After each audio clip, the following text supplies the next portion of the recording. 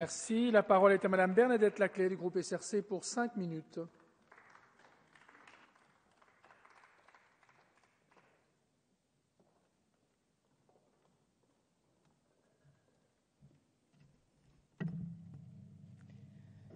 Monsieur le Président, Madame la Ministre, Madame la Présidente de Commission, mes chers collègues, comme ceux qui m'ont précédé à la tribune, je salue l'initiative de nos collègues écologistes pour ce débat et me réjouis des éclaircissements que vous avez d'ores et déjà pu nous donner, Madame la Ministre, sur les chantiers en cours.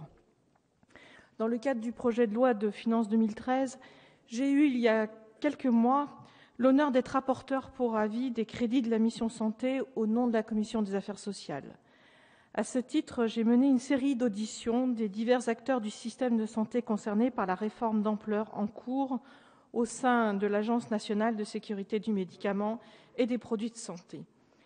La nécessité d'un meilleur partage de l'information et d'une articulation plus étroite entre évaluation, inspection et contrôle, en décloisonnant les services de l'agence, ont été souvent évoqués par mes différents interlocuteurs.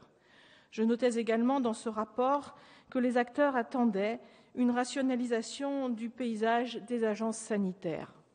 Pourriez-vous, Madame la Ministre, nous faire un point sur la poursuite de l'évolution de l'ANSM au niveau de son mode de fonctionnement comme de sa gouvernance et sur l'évolution du paysage de ces agences? Récemment, le dossier des pilules de 3e et 4e génération a mis une nouvelle fois sur le devant de la scène médiatique l'ANSM et les problématiques qui relèvent de ses compétences. À ce propos, je tiens à saluer la réactivité qui a été la vôtre, Madame la Ministre, et celle de l'ANSM, après analyse des éléments portés à sa connaissance, et ANSM qui a pris ses responsabilités. Nous sommes dans un domaine où le risque zéro est fort difficile à atteindre, alors même qu'il est attendu de l'opinion publique sensibilisée par les médias. Par définition, un médicament est un principe actif qui va agir dans le temps. D'où l'importance du travail de pharmacovigilance évoqué par notre collègue Gérard Bapt il y a quelques minutes. D'où l'importance aussi des moyens mis à disposition de nos agences, même dans un contexte budgétaire que l'on sait contraint. D'où l'importance des interactions entre les différents acteurs potentiellement concernés ou impliqués, à quelque niveau du système de santé qu'ils se situent. À ce titre, la proposition de loi relative à l'indépendance de l'expertise et à la protection des lanceurs d'alerte, qui vient d'être adoptée par notre Assemblée et qu'a rappelé notre collègue Jean-Louis Roumégas, je le crois, est une avancée conséquente. Dans le cas de Diane 35, il est apparu que ce médicament, mis sur le marché en 1987 comme anti-acnéique, a été par la suite largement, voire principalement, prescrit comme contraceptif, alors que l'autorisation de mise sur le marché correspondant à cet usage n'a jamais été délivrée, ni même, je le crois, déposée. Toute proportion gardée, cela n'est pas sans rappeler le cas du Mediator, où un médicament mis sur le marché pour une pathologie précise, le diabète, a été détourné de son objectif initial et a par la suite été prescrit principalement comme coupe-faim. Cela interpelle. Beaucoup de nos compatriotes nous interpellent. Comment un médicament peut-il être prescrit sciemment auprès de nombreux patients, des jeunes parfois, pour un autre usage que celui pour lequel il a été conçu initialement et pour lequel il a été autorisé? Par quels moyens peut-on éviter qu'au cours de son cycle de vie, un médicament évolue dans son utilisation en dehors de toute prise en compte du bénéfice-risque lié à cette utilisation seconde? Une utilisation seconde dans le temps, mais qui peut devenir l'utilisation principale par la suite, comme l'illustrent malheureusement les deux dossiers précités. Tout récemment aussi, un autre dossier a surgi qui s'impose à notre réflexion relative à la sécurité sanitaire du médicament, la vente en ligne des médicaments. Comme membre de l'Union européenne, la France a dû transposer une directive européenne de 2011 qui autorise la vente des médicaments sur Internet, alors qu'un certain nombre de pays se sont limités à une transposition automatique.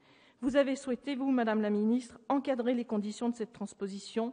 Votre ordonnance du 19 décembre dernier impose des dispositions et des règles pour éviter les éventuelles dérives, ce dont on ne peut que se féliciter.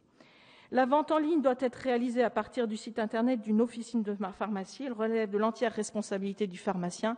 Ces sites doivent recevoir l'aval de l'autorité régionale de santé dont ils dépendent et doivent se déclarer à l'ordre des pharmaciens. Enfin, les ventes par Internet sont limitées aux médicaments. Cependant, le Conseil d'État, saisi par un pharmacien propriétaire d'un site de vente en ligne, vient d'émettre un avis de forme qui ouvre la vente sur Internet de l'ensemble des médicaments délivrés sans ordonnance, et ce, sans limitation. Sous réserve de la confirmation de cet avis sur le fond, pouvez-vous nous indiquer, Madame la Ministre, comment éviter les excès possibles de la vente de médicaments sur Internet que votre ordonnance du 19 décembre visait raisonnablement à contenir ?